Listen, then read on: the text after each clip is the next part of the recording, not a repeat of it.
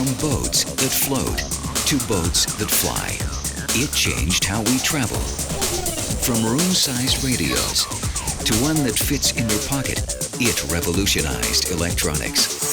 And from anonymous asteroids whizzing through space to a man-made satellite orbiting Earth, it opened the door to the universe. They're all inventions of the 1950s, a decade defined by fast food, fast cars, and even faster music. From the hovercraft to the transistor radio to the breathalyzer, they're the inventions that shook the world.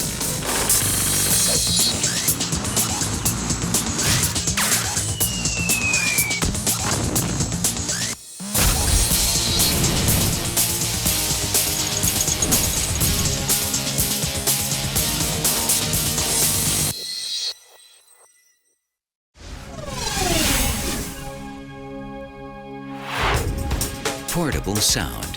Who could live without it? Everyone did before the transistor radio.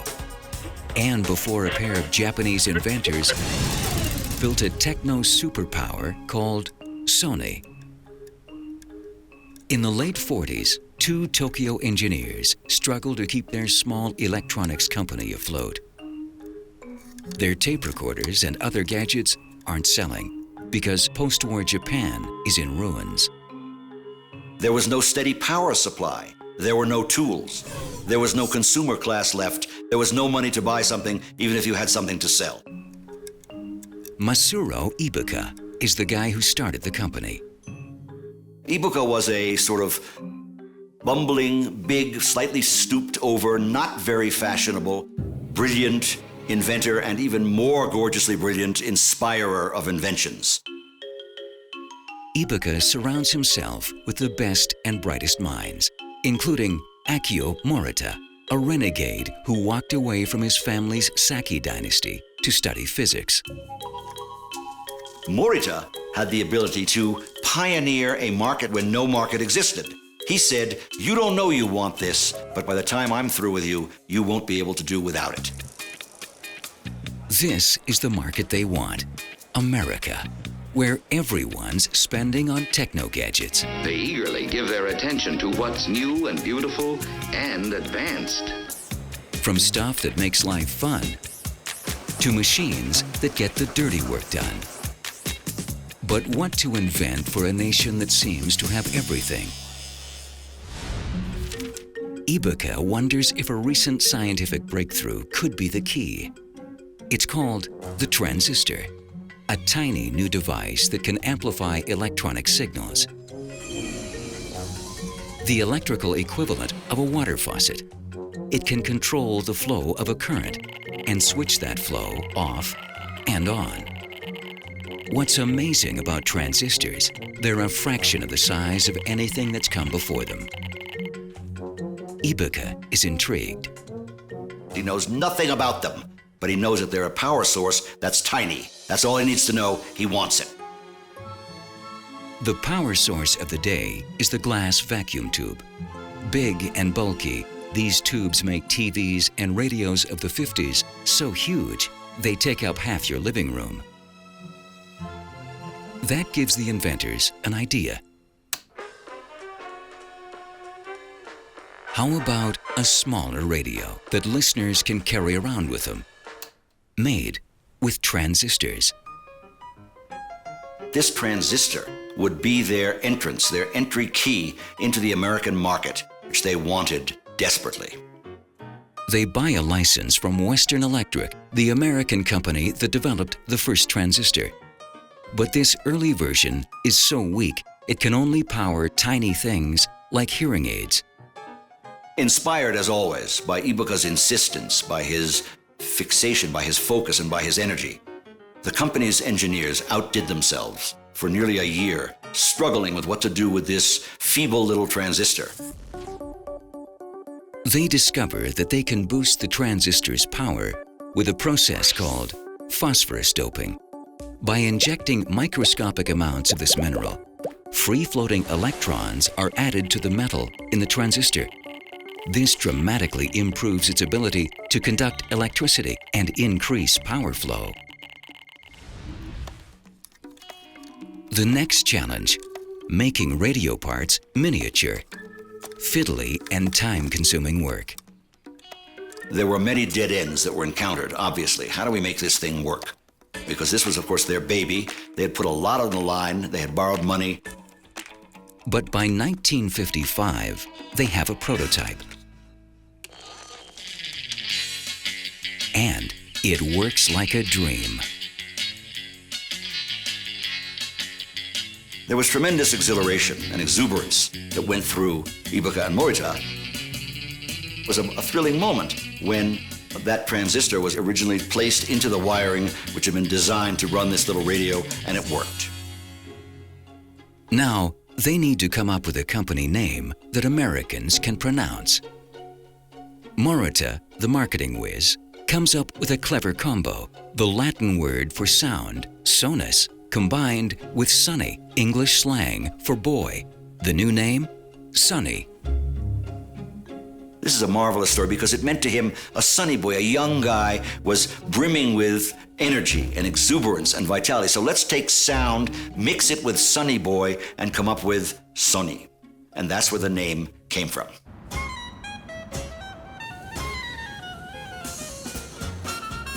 April 1955. Morita hits America to sell the Sony radio. But the response is less than enthusiastic. The transistor radio business in the United States encountered some very considerable resistance. 1950s was a time when Americans were going bigger and better, not smaller and better. So these huge consoles, bigger cars, bigger everything. Mr. Morita? Thank you for seeing me. Then Morita meets with executives from the Bulova Watch Company, and they are impressed. Jim, this could be what we're looking for. I think so. And they said, we get it. We think people want a radio they can carry around with them easily, and we will buy from you 100,000 units. That translated in terms of money into more than the entire company's capitalized worth. How many can we get? It seems like a dream come true, but there's a catch. Bulova wants its own name on the product, not Sony's.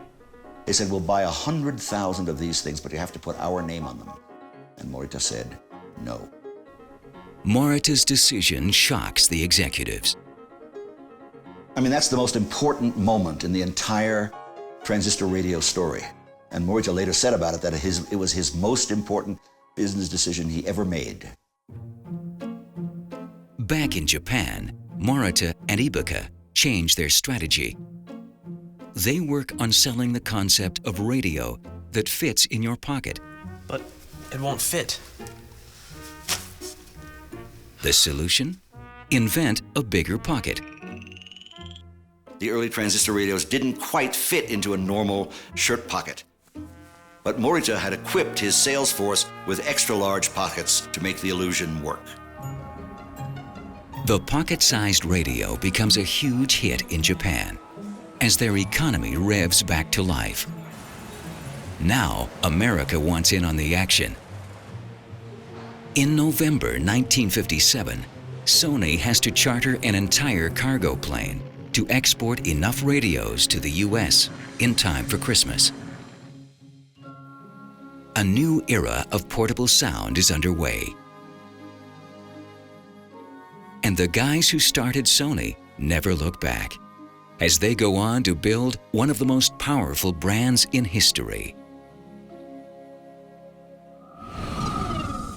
More inventions of the decade.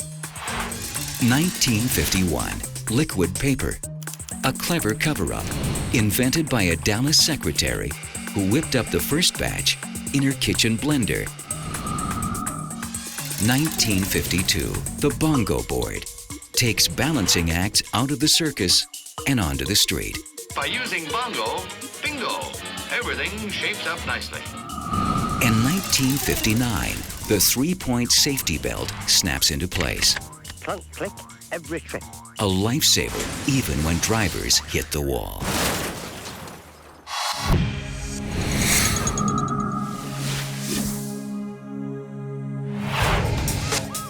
Roadside alcohol tests used to be a joke for impaired drivers. Cops couldn't prove it, so the drunks got away. Then, a forensics expert invented a machine that can't be fooled. In the early 1950s, Robert Borkenstein is the head of an Indiana crime lab. One scene he's had to photograph way too often. Death on the highway caused by impaired drivers. Driving drunk is illegal in the 50s, but it's next to impossible to get a conviction. You've got to be kidding. Give me that. Let's go. There was a real serious problem with alcohol and driving. People getting behind the wheel of a car after they'd had a few drinks. And there was no effective way to measure the level of intoxication. Borkenstein wants to change that. He didn't have a college degree. He was just brilliant. And he could look at something and determine how it was supposed to work and how to put it together and to train others with it. After seeing one too many senseless accidents, Borkenstein is determined to come up with a roadside test for intoxication. He starts thinking about what scientists already know about alcohol and the human body, and realizes the answer may lie in a discovery made decades earlier. When alcohol enters our bloodstream, the alcohol molecules move into the lungs, into millions of tiny air sacs called alveoli. When we exhale, alcohol is released from the alveoli into our breath, along with carbon dioxide. In the 30s, that had led to the invention of an instrument called the drunkometer. The drunkometer was the first actual breath testing instrument that was ever devised. It involved a person blowing into a balloon, and then the sample of breath was run through a series of chemicals. And based on the chemical reaction, it was possible to determine an approximate value of what their blood alcohol concentration was. But Borkenstein knows the drunkometer isn't accurate at all. While it can detect the presence of alcohol, it cannot measure the percentage of alcohol in the bloodstream. Plus, the machine isn't portable, and it practically takes a PhD to operate it. Seeing these limitations, he immediately, in the back of his mind, started, churning up ideas on how to improve it, how to make it more accurate, how to make it simpler. Borkenstein builds on the principles of the drunkometer. First, he gets rid of the leaky balloon, replacing it with an airtight chamber to collect the breath sample. Next, he has to find a way to measure the exact percentage of alcohol in the blood. But the results won't stand up in court unless Borkenstein comes up with a way to measure the color change. It dawns on him that the answer may lie in a field he knows well: photography. He used to build cameras. He was one of the first people to use color film in forensic science. He worked with the military in helping develop a color comparator to assist in bombing raids. Borkenstein has also worked with a photography device called a densitometer. It measures the darkness or density of color in a photograph and gives it a number value. He wonders, could similar science make it possible to measure color change in a breath sample? Borkenstein installs a photometer lamp that can compare color density of liquid in 2 small vials. The breath sample is released into one of the vials. Alcohol reacts with the chemical and changes color. The photometer measures exactly how much lighter the alcoholic sample is than the reference sample, revealing the exact percentage of alcohol in blood. He's built the machine. Now he has to prove it's accurate and reliable. When Dr. Borkenstein realized that he had this instrument almost perfected, he had to test it. So, like any good scientist, he fixed himself a scotch and soda, and he drank it. And he gave himself a series of breath tests and recorded the results. It works exactly as he'd hoped. He calls his invention the breathalyzer. Finally, there's a way to convict drunk drivers with a test that's almost impossible to refute in court. Well, there are a lot of theories out there about how you can, quote, beat the breathalyzer. And I can tell you right now, everyone who tries it is wasting their time. So Borkenstein's invention is busting millions of drunks every year and helped turn a deadly habit into a big taboo. Other inventions of the decade? 1950, the credit card. Plastic replaces paper as the new way to pay. 1954, Teflon cookware, the non-stick wonder, sold as the key to a lady's heart. Silly. It's something with Teflon on it. 1956, videotape, less expensive than film and a whole lot more convenient. Television will never be the same again. This tape can be erased and used again.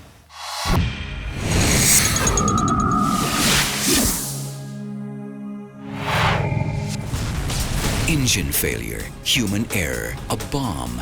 Figuring out why planes crash can be impossible if there are no survivors, but at least one witness always lives to tell the tale. Thanks to an Australian who refused to give up on a good idea. 1953, aviation experts in Melbourne face a grim task.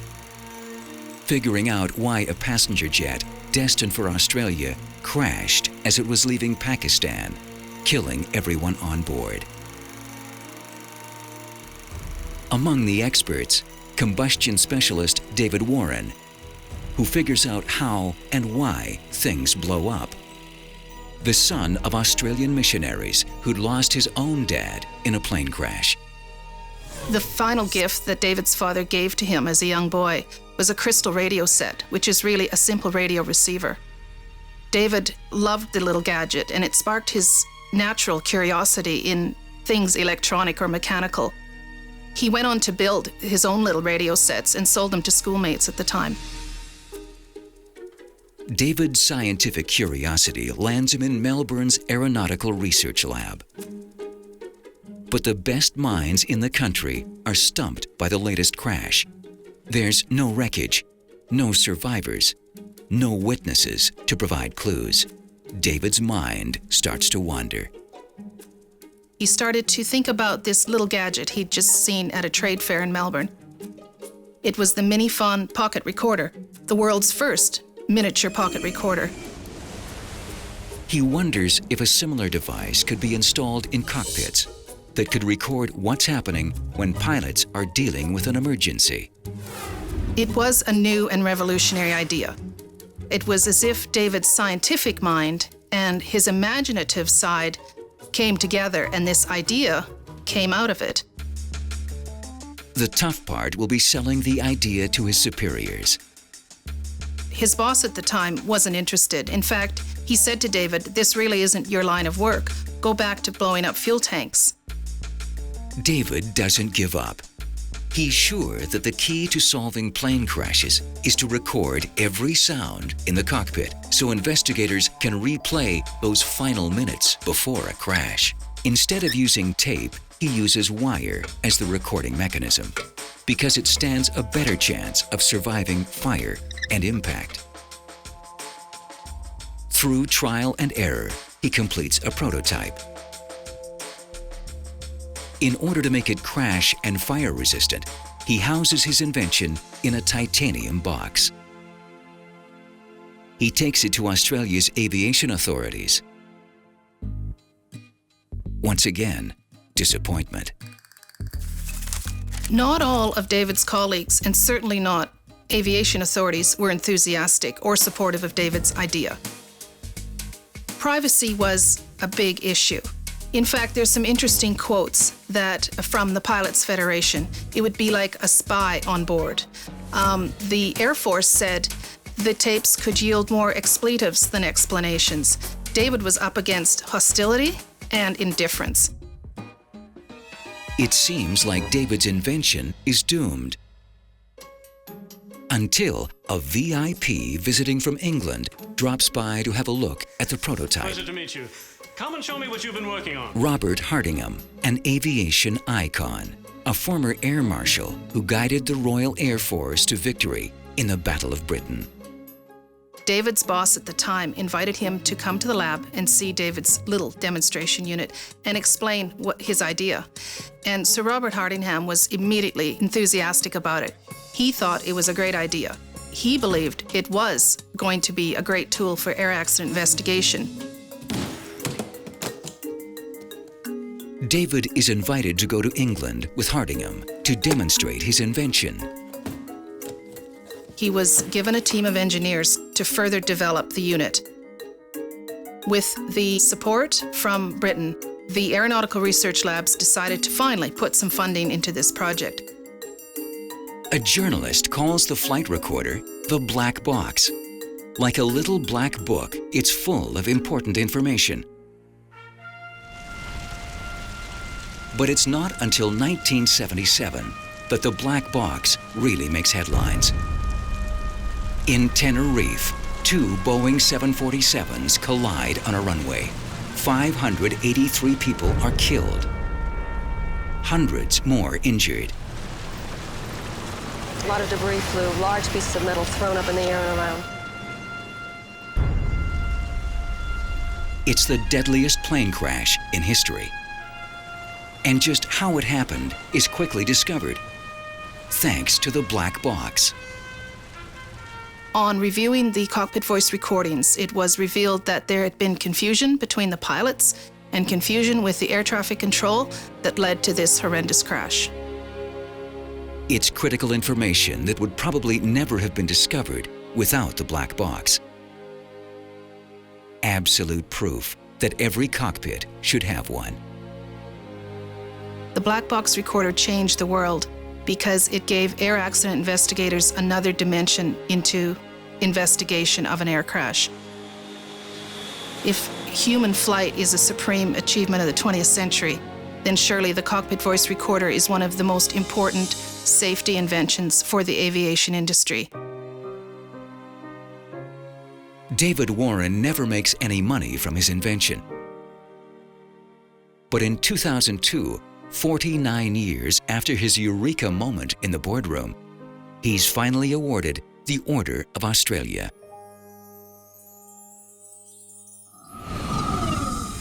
More inventions of the decade. 1958, the hula hoop. The hippest new toy since the skipping rope sends the whole world spinning. 1953, the TV dinner. No hassle meat and potatoes. It's all gravy for the busy housewife. Also in 1953, the car that parks itself with a fifth wheel that lets you turn on a dime, a concept that quickly hits the curb.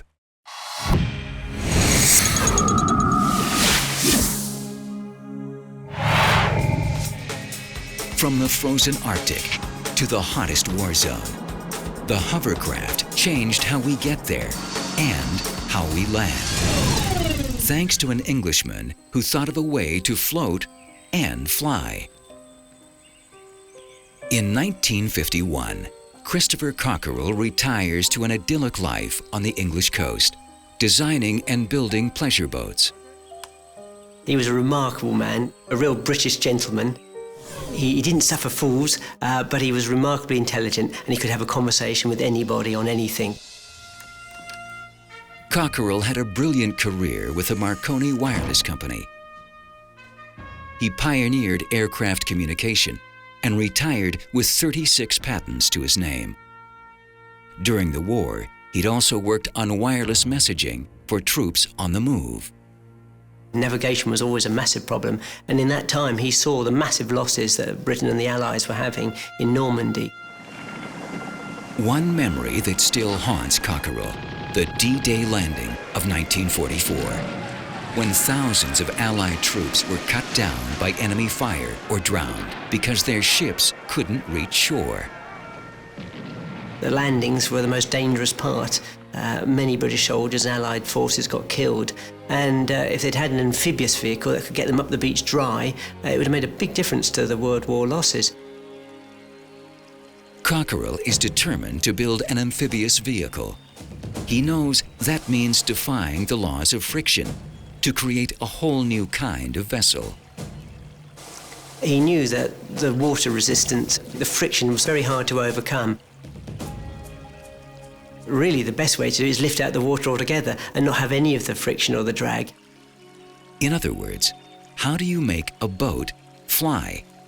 Cockerell believes the answer is to create a cushion of air between the hull and the water, and he thinks he knows how to make that happen. To test his idea, he gathers a few simple household items: a hairdryer, a couple of empty tins, and a kitchen weigh scale. He suspends the hairdryer above the two cans, the smaller container placed inside the larger one.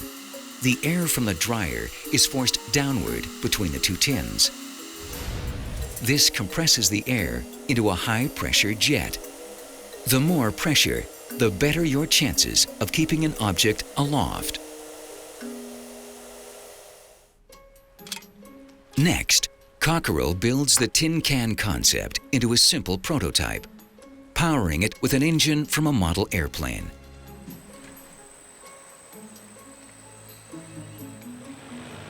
During testing, it does what it's supposed to do, hovering just above the water at a speed of 13 knots.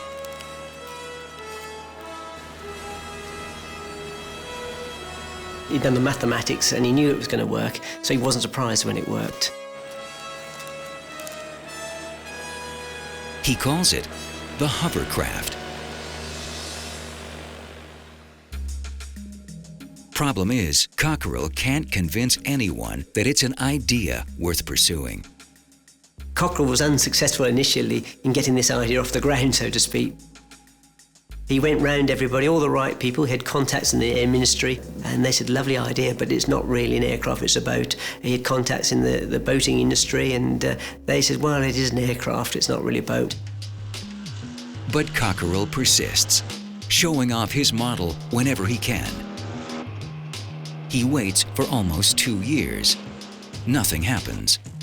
Then word gets out that the Swiss have the same idea.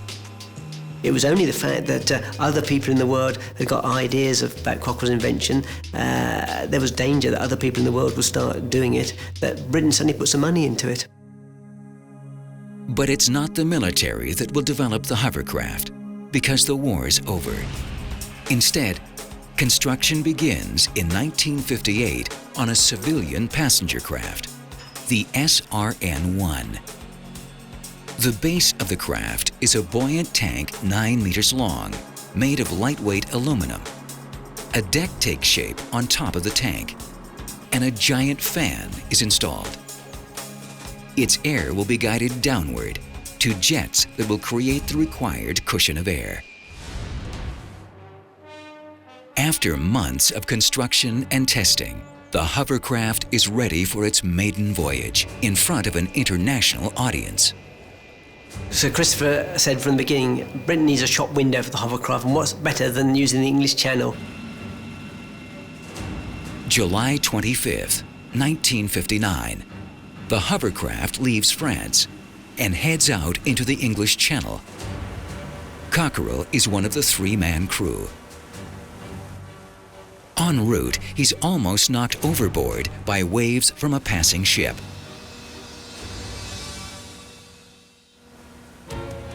But 2 hours and 3 minutes after departure, he makes a grand entrance into Dover Harbor.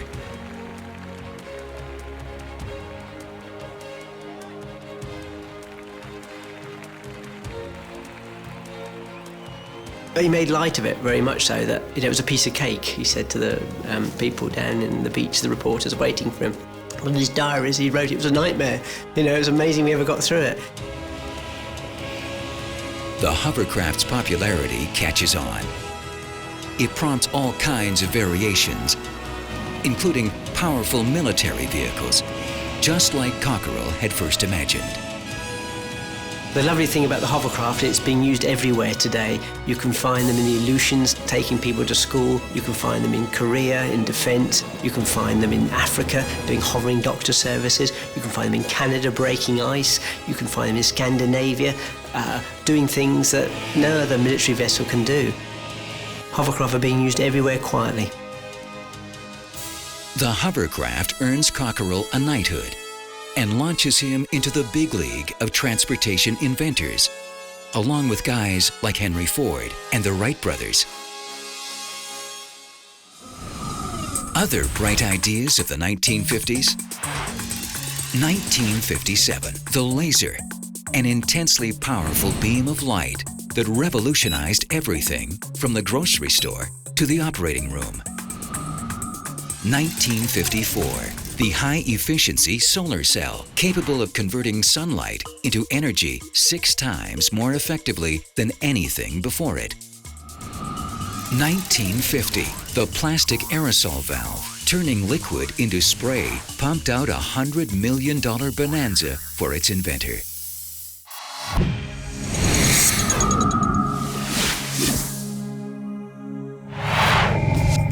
Today's satellites predict weather, help us navigate, and use our cell phones. The very first satellite didn't do any of that. But that little metal ball called Sputnik and its inventor got the attention of the whole world. In the mid-50s, Sergei Korolev is the Soviet Union's top rocket scientist, in charge of missile development. He was a person who projected force and strength. He would move to meetings and he would dominate a meeting just by the power of his personality and the power of his ideas. Korolev's passion for rocketry starts early.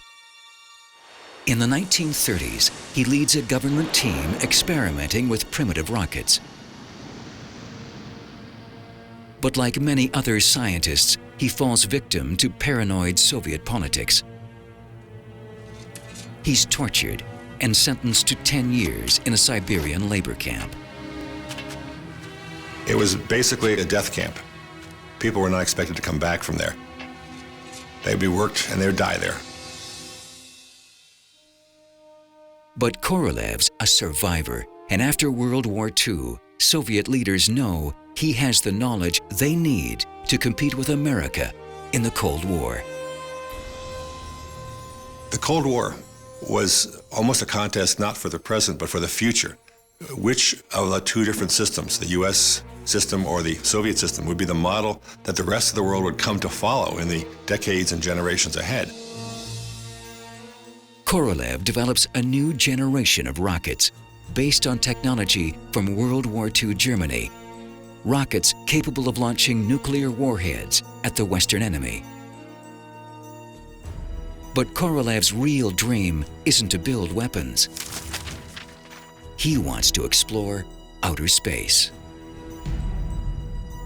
It dawns on him, if you can use a rocket to launch a warhead from one continent to another, you should also be able to launch a satellite to orbit the Earth using the same kind of rocket. He knew the math.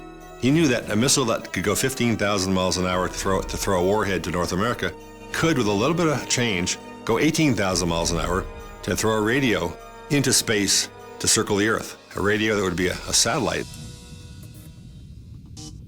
He realizes that a secondary rocket could be added to the main rocket. That secondary rocket would carry the satellite inside its nose cone. The primary rocket would boost the secondary rocket to the edge of space, reach maximum speed, and release it. The secondary rocket would travel faster on its own, carrying the satellite into orbit. When the missile is going as fast as it can, that small rocket fires and goes a little bit faster on its own. The big missile never does go into orbit. It drops back to Earth. That little rocket has enough extra speed to make this loop around the Earth, this falling forever around the Earth under the force of gravity. But Korolev's not the only one with a plan for space. America is determined to get there first and announces plans to launch the world's first satellite. The Soviets very quickly announced that they were going to do one too, which to most of the world was just a Me Tooism kind of a boast. It was unfortunately typical of what the Soviets had done in the past for propaganda. Korolev seizes his opportunity. Pravda. Da. Da. Pravda. Korolev says, well, if that's the case, we have a bunch of rockets here ready to fire anyway. Can we use them for the satellite? And Khrushchev said, go ahead. With the Soviet leaders' approval, Korolev orders testing of his R-7 rocket. The goal, make sure it's capable of launching a satellite into space. But there are problems, with everything from boosters to emergency shutdown systems. The R-7 goes back to the shop for reworking. The stakes for Korolev were immense. If he couldn't get this rocket to work, other people would have tried. He had competitors who were trying to get his job. If he lost the favor of Khrushchev, he'd lose the cash flow, he'd lose the influence, he'd lose his job, he might even lose his freedom. August 3rd, 1957, the R-7 returns to the launch pad. This time, it lifts off perfectly. On to the next challenge, building the satellite. In a sterile room, a metal sphere the size of a beach ball begins to take shape. Its name is Sputnik, the Russian word for satellite. In this paranoid regime, everyone is a potential enemy, so Korolev is under constant surveillance. One miscalculation, one wrong word, and the authorities will send in someone else to finish the job.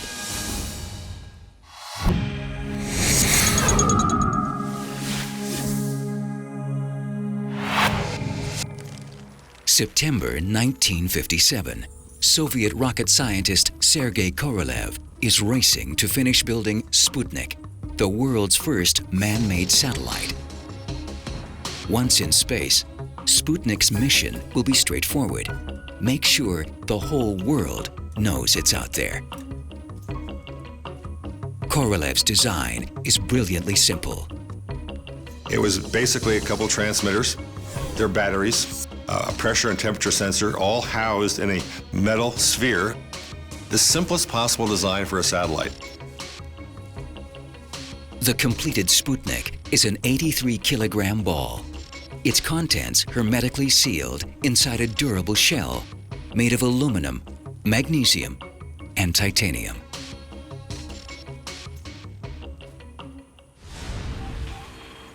Less than 2 months after construction began, Sputnik heads for the launch pad, ready for action inside the nose cone of the mighty R-7 rocket. No one was sure if the rocket would fly high enough, or accurately enough, or fast enough. It was a gamble. Sergei Korolev takes his seat at mission control. The countdown begins.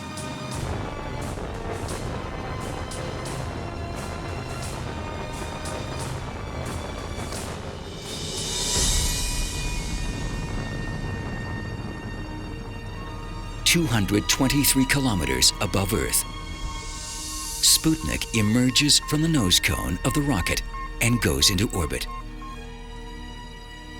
It's a huge achievement, but it will mean nothing unless the whole world can hear its radio signal. Korolev's team has planned for that moment. They picked a radio frequency, actually, that was the common radio amateur frequency around the world. So they didn't, as the Americans did, take the radio frequencies and put them into unused parts of the radio spectrum where no one would interfere and no one could hear. They picked one to go right in the middle of the amateur radio band so everybody could hear. Korolev waits anxiously for the radio signal. Then, 5 minutes and 14 seconds after launch.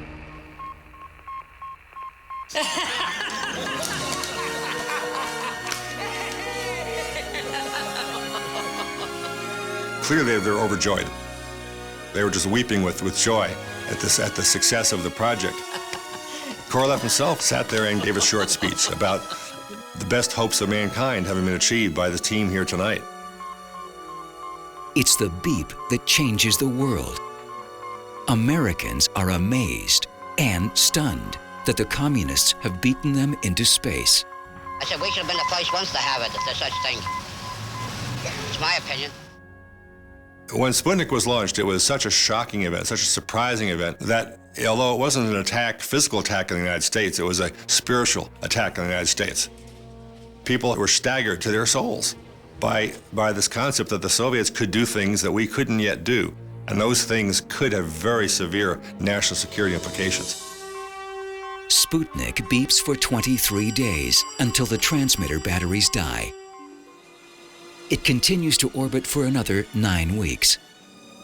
As it re-enters Earth's atmosphere, the world's first man-made satellite disintegrates. But Sputnik has changed the world forever. It was a symbol of entry to space. It was a symbol of a new dimension in human existence. Sputnik was basically kicking in the door of heaven. Within 5 months of Sputnik's launch, the Americans follow with their own satellite, Explorer 1. And Sergei Korolev goes on to even greater achievements, building rockets that send the first humans into space. And so end the gravity-defying 1950s in what was the most innovative century the world has ever known.